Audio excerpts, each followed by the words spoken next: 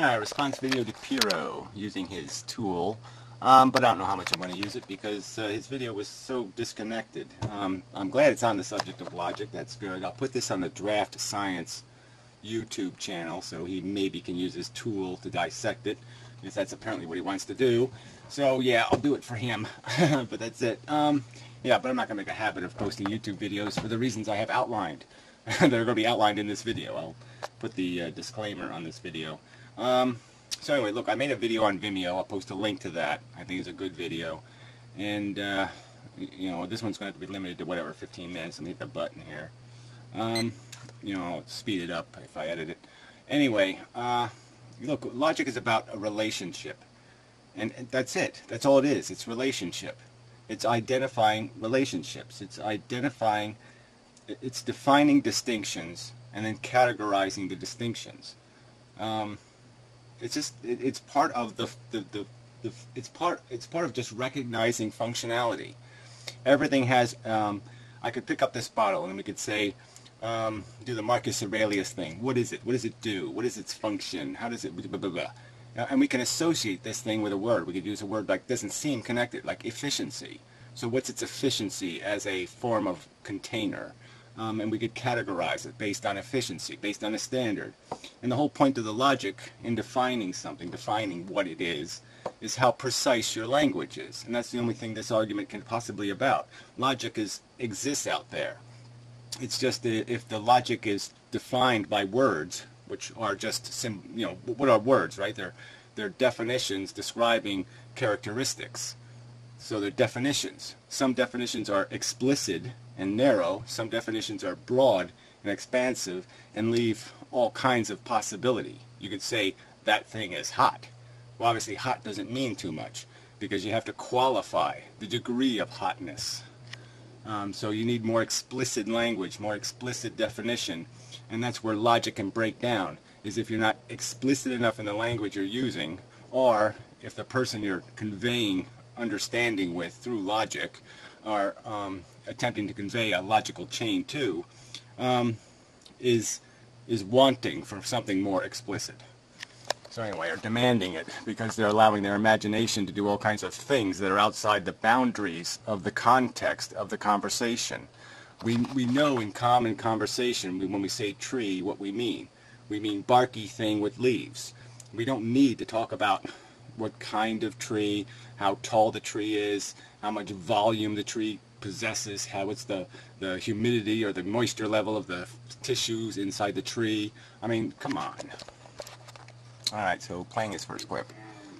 You use like plus as a perfect example, actually.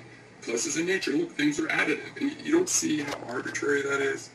You don't see all of the arbitrary messes you can make of one tree plus one tree equals two tree. That is objective. But wait, those two trees are 10 cords of wood and those... Oh, see again, you're breaking it because you're adding more complexity to the qualification, to how it's being defined. For the sake of the logical mathematical experiment, all we're doing is qualifying as an identifiable entity, as a one. Okay, so it's been defined as a one. Not a one in some special circumstance, as a definable one. And then there's another one tree over there. So it's already been qualified as a one. Alright, then you can't break it. Alright, at this moment of time, there's one pen plus one tweezer equals two things. It's a fact. Not a fiction, it's a fact. And we've defined it, we've described it quite accurately, quite adequately is the key word here. For the sake of this level of conversation, that is a truth. It doesn't need to be a finely defined truth. Again, you could break every single statement of fact by saying, no, requalify it, explain first that there is no God and that dirt is made out of certain elements and that this is it, and you could go on forever and ever and ever and ever because you're going to demand somebody to account for every molecule in the entire universe merely to say, you know, mud is muddy. It's just stupid. But, you know, I mean, the basic thing comes down to what you're talking about with logic and in principle. You could push it out to arbitrary number, you know, precision, until you get to the end. And what if there is no end, like pi, where it goes on forever? Yeah, well, some relationships, okay, have built into them, perhaps, some point where we, through our senses, can't navigate the precision. We can't be explicit. We can't get too explicit. But there is explicit. If the actual thing existed in actual space and wasn't just a theoretical concept, it would have an actual number. So that's the catch of that, in my opinion, is that, unless you're going to say that there isn't any quanta in physics, but the point is we can't have a conversation that deals in quanta because we have no way of identifying, measuring, or in any way relating to it. Because pi will go out to 1 trillion places because there are 1 trillion quanta in one atom of my molecular composition. Way we have a thinking about nature. And logic, this is just a really huge thing. Logic just is science and all this. And somebody else said that recently. You don't know logic. Logic is A into B. You got to get A. That's not logic. How you get A is not logic. You can get it with empiricism and whatnot. But when you say... Oh, well, this is just crap, okay? It's about these fucking words, okay? Words are the definition of things. We use words to define the things. Some words have explicit meaning because we invented the word to describe the circumstance. Now, obviously, words invented 2,000 years ago probably aren't going to be very accurate all the time in terms of recognizing where real distinctions are. And then words like speciesism or some other kind of word, the definition can migrate depending on what grade of science you're applying, how explicit the science is, whether you're measuring it by all of its fundamental characteristics or by the singular characteristic of whether it's reproducible, with some other kind. And so that's where that breaks down. But again, it's about the language not being explicit enough, not about the changes in the real definition. The real world doesn't change because there's mules. Okay, the fact that there's mules and not horses or ponies doesn't mean, because our language in terms of defining a species isn't quite right. It's kind of sloppy. Doesn't change the fact of the relationships that exist in the world. Jesus. Oh, play. I don't know if that's the right coming one. from, but come on. Smart God is also logically incoherent. So that a stupid God is logically incoherent could just be the... Well, I mean, that's kind of stupid, right? I mean, a smart God is logically incoherent. Why would that be logically incoherent? What would be logically incoherent is that he would create a dumb creation. That would be logically incoherent.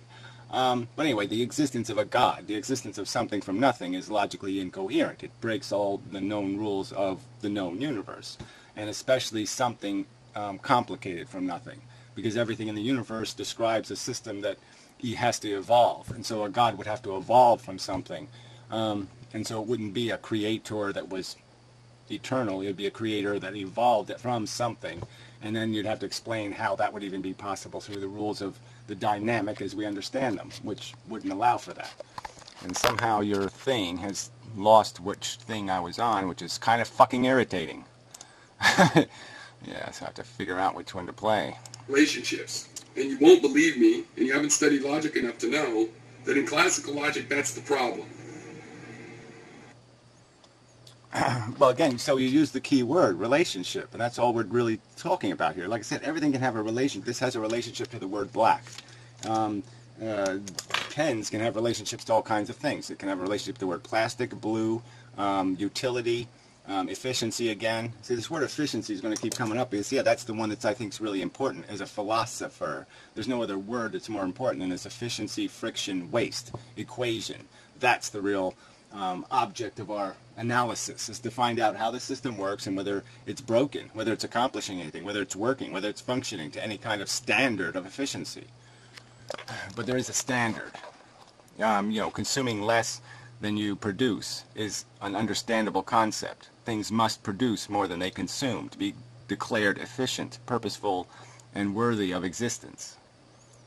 Possible for it to ever be used or conceived of as a pen applied, because pen means that it has certain properties, sure, but it also means those properties have a meaning, which is that it can be used in some relationship with paper and me and whatnot.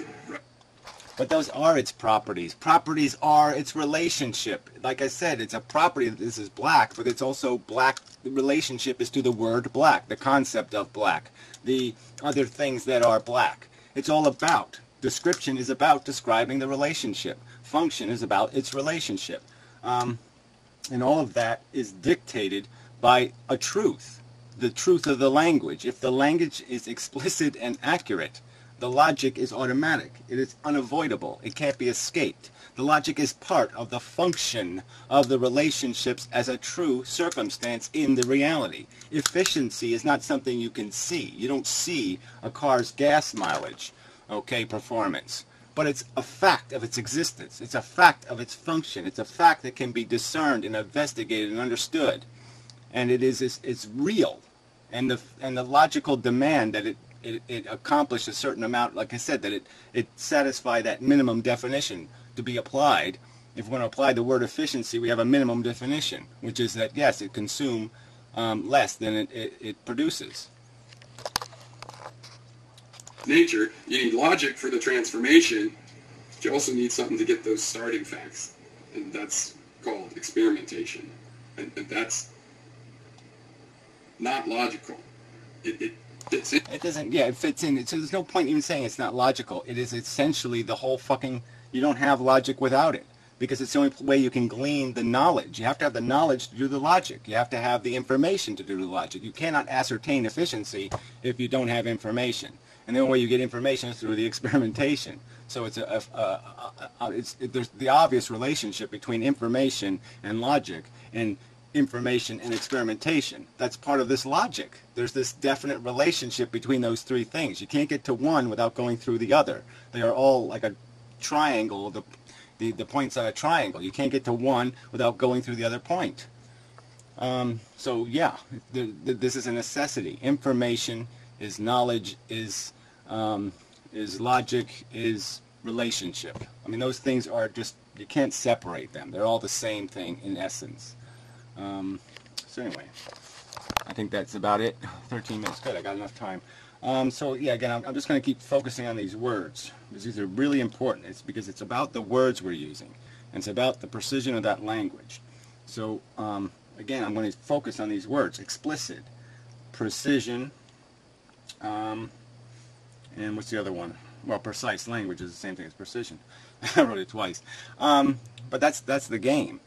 All right, so it's just some conversations require precise language, some conversations do not. And it is, in my opinion, the game being played here is that some people are just trying to escape simple logical truths, like life sucks, by demanding that somehow, you know, if we use this bizarre, okay, well, what if it's the Matrix, and then blah, blah, blah, blah, blah. They're using catches to somehow unravel the suck. And that's just bullshit. And I'm not saying that's a simple enough statement of fact. I'm just saying that there's a whole chain of logic that leads to that conclusion. And all of that logic is solid. And people just keep trying to escape the solidity of that logic because they don't like the conclusion. So all of a sudden they have to invent these fantasies that somehow logic can't answer value questions. Of course it can, as long as you know what the value is. And we've declared it. We know that suffering is bad. We know that pleasure is good. Then we refine that definition to say, okay, this kind of suffering is worse than this kind, is worse than that kind. And then we start talking about what these pleasures are made out of. And some of them are just made out of the satisfaction of a deprivation, a hunger. And then some of them seem to have an independence, but they don't have a durability. So, you know, then we can qualify the value. But there's certainly a logical equation that's easy to apply.